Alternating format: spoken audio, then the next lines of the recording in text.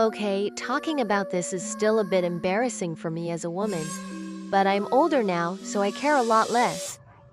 I'm sharing this because I really want people to know there are definitely beings from other dimensions besides our own. Back then, we were living in a rented apartment.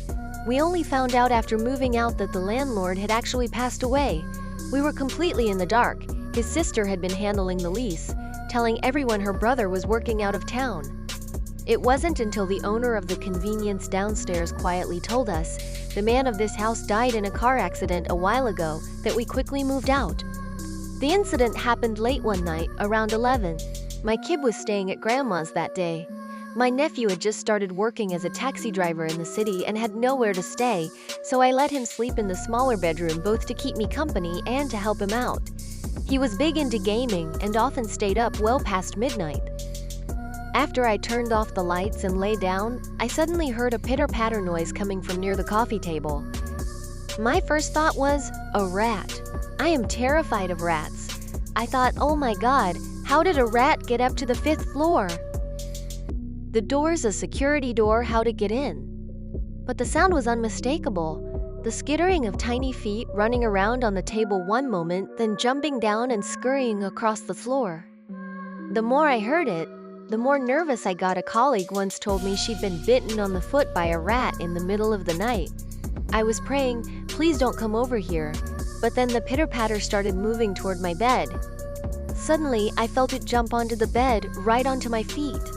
I was under a quilt, which wasn't tucked in tightly near my feet, leaving a small gap. Frozen with fear, I remembered my colleague's story and jerked my foot, suddenly hoping to shake it off and close the gap in the quilt. Just don't bite me, I thought. I don't care what else it does. But the moment I shook my foot, a wave of sensation like an electric current shot from my feet all the way to the top of my head. It didn't hurt, but it left me completely paralyzed.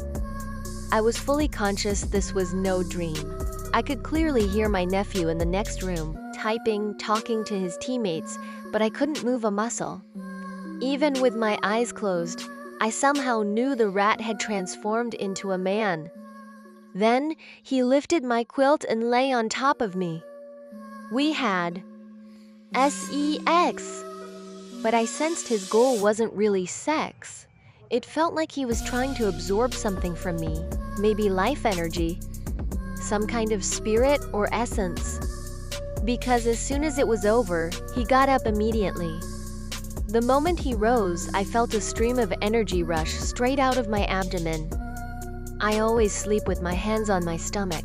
I avoid my chest because people say it causes nightmares, and at that moment, I felt my stomach sink inward. My hands literally sank down with it. And just like that, I could move again. Terrified, I turned on the light, but there was nothing there. Was it ever really a rat? I don't know. But those initial sounds, the skittering, the jumping, it all, felt exactly like a rat. I've hardly ever told anyone about this, but I think it's worth sharing. That experience convinced me that there are other forms of life existing in dimensions beyond our own. Physically, I didn't feel too bad the next day, but afterward, I became extremely weak. I never used to nap, but from then on, I needed 2 hours of sleep every afternoon just to function. For a long time, I was too exhausted to even work. Those were some of my lowest years. I often had chest tightness, and some of that weakness remains even now. Some people ask, when it turned human, did it feel furry? No, not at all. It felt exactly like a real person, even though I never actually saw it.